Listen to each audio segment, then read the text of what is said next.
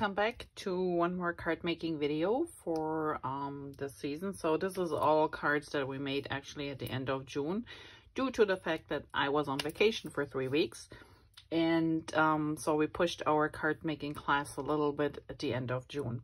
July and August we are usually on break, so I will see that I get a couple videos for you going while we are all enjoying the summer. And for today, we're gonna make this little card here, and I will be using the Cape Cod card making stamp set, which is in the new catalog. It's C1982. So this is our new catalog, started in July and goes to the end of August. And this is the card making kit we're gonna, or the card making kit, the stamp set that we use today. And when you look at the colors here, so it's Periwinkle, Bluebird, Lagoon, and Toffee. And that's pretty much what I used for my card as well. The only thing is I had to rearrange and change my papers a little bit, simply because I do these projects for a bigger group of ladies that join my classes. So I sometimes have to be a little bit more vigilant what papers I use, how much papers do I have here, and will it last for the project. So in this case, I do not need any, or I didn't use any of the design paper in the background here, but everything else is pretty much how we used it here. And I show you a couple of tricks on how to get these stems going. All right, so this is page 6, C1982, and I will link it below.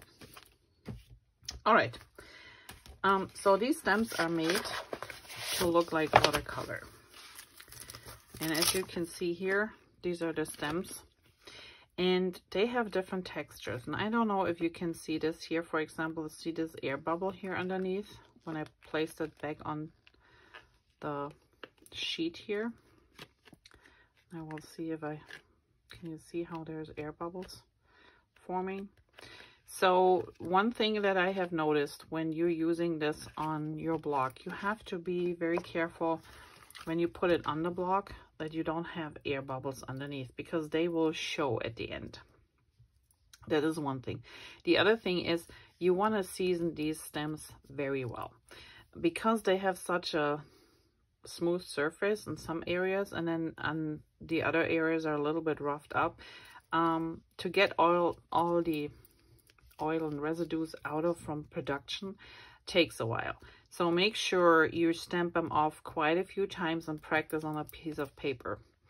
You also want to make sure that you put your pouch underneath when you're stamping, and when you push it down, what I normally don't want you to do, but in this case I think it's a good idea, when you put it down, can you see here there's an air bubble? Make sure that you really press on it. This is not a delicate stamp by any means. This is not a phrase stamp or something where we have to be careful, but you just want to make sure and squish it a little bit so you get a good impression. Let it soak into the paper too for a couple seconds before you lift it up.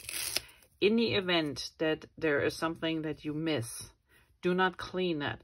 You can line it up pretty good, especially with this one here, and just go back on it, and the area that you miss, make sure you press down again to transfer the ink that was on the block still on your stamp to your project.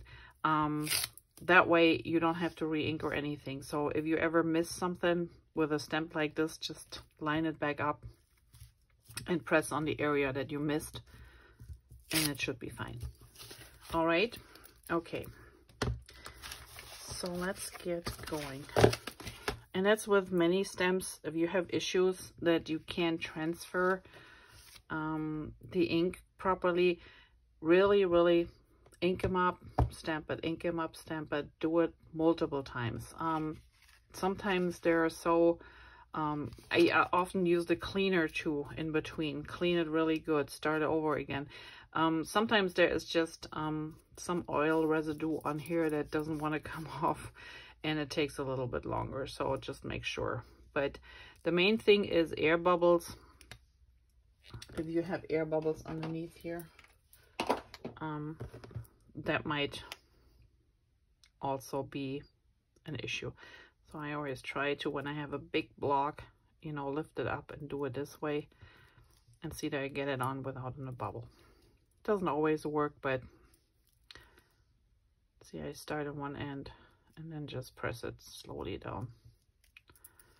All right, let's see. So this is our card and this is the inside. So again, I left it simple because either you can use it as a thinking of you, or for my class I have an alternative where we can use a phrase on the inside and turn it into a sympathy card. It's a 1287 prayers and sympathy, and it says prayers and heartfelt sympathies are with you and your family. So I figured, you know, if you need one, they can just stamp it on top or right underneath, or half and use it this way, or you just use it as a thinking of you and send it to somebody that can use a little picker upper. Okay. When you pull this out, make sure you be careful because there's all these little sequins in here. And I already did the stamping, but I will show you at least one how it stamps, just to give you an idea. So what we did here was I stamped in Periwinkle first. And let me grab this. I forgot that I already stamped it for the video, so the video doesn't get too long. All right, and I just use Carolina in this case, so it's a different blue, a lighter blue, but gives you the idea. And then we need a piece of paper.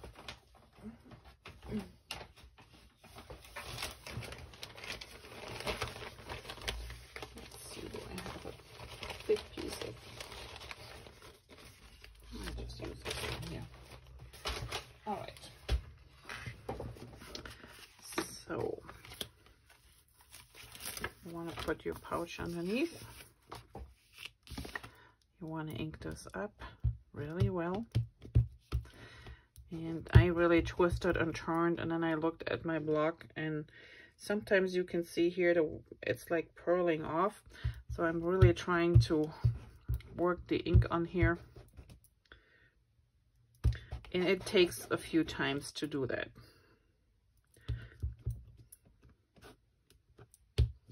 And then you go down on the paper, let it soak for a couple of seconds, and lift it back up. That is one part. And you either want to start from the bottom or from the top, depending on your preference. There's no right or wrong way. That's just how I did it. And then this would be the lake or the ocean. And I do the same thing. I just look through and make sure it's okay. And now I have to pull this down a little bit to see. So I'm just gonna make sure my edges are lined up with these. And then I'm just gonna stamp the ocean there. And then you do the last one, which would be the one with the sand. And that would go on like so. Again, just butting this line up with this one here. So I'm not going to show you that, but you get the idea. And always make sure you have your pouch underneath, because that's important for this set.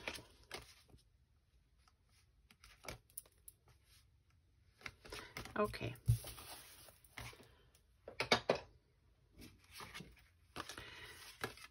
And then this blue one, so the whole thing is erased. I just had to look at my sample.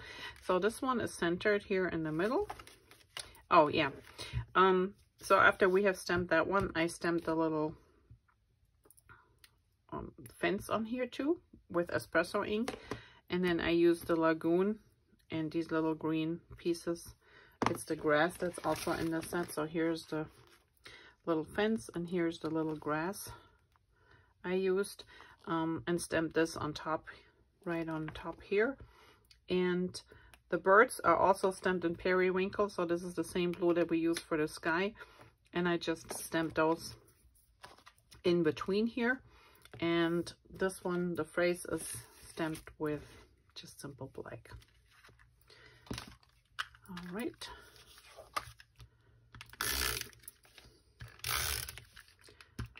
And I think I'm gonna do a little stamping tutorial while we're on break. That way you get a better idea how to season your stamps and how to use them. Because there's a lot of questions always when I don't get my my impression as perfect as, you know, yours always comes out. So what am I doing wrong? And there are multiple things that might not be done right. So we go over them and maybe you see what your issue is when you're stamping and don't get a clean impression. So that this one is not super clean simply is because it is supposed to mimic watercolor brush strokes. And as you can see here, sometimes it is a little bit more blotchy. So this was at the beginning. It gotten better over time. The more I stamped with it, the better it went. It's just a matter of seasoning your stamps really, really well, especially with those. So I'm sure after I stamped all the pieces for card class, now the stamp is good to go. But that's just, you know, normal. It happens, and you should season any of the stems. Usually with the smaller ones, like these thin ones, they're easy to handle. We don't have a lot of trouble with those, but the bigger ones take a little bit longer. And it's just part of, you know, being processed in the machine and everything. So, okay, I think that's good. No, get off my finger here. There you go. Let's remove the backing, which I like to do over my garbage can. That's why you don't see this, but otherwise I have them flying everywhere, and they're so tiny little squares. You drag them through the whole house because naturally they clinch to everything, especially in the winter when it's kind of static anyway in the air. All right, so now this front is from top to bottom, the blue paper, but left and right there's like a 1/8 of an inch missing. And again, that was due to cutting for the class. I didn't want to have too much paper waste, since these card bases are 4 1/4, and if you cut a sheet of 12 inches with 4 1/4, you only get 4 pieces out of one sheet. If I cut them at 4 inches, I get 6 pieces out of it. So it just makes it a little bit more economic for me when I'm doing classes. And that's why I sometimes just go with my own sizes. So for the sequins, what I like to do is I'm gonna put my adhesive down here where I think I want them to go. And you can use glue dots too if you have the mini ones. And then I just use our picker upper tool.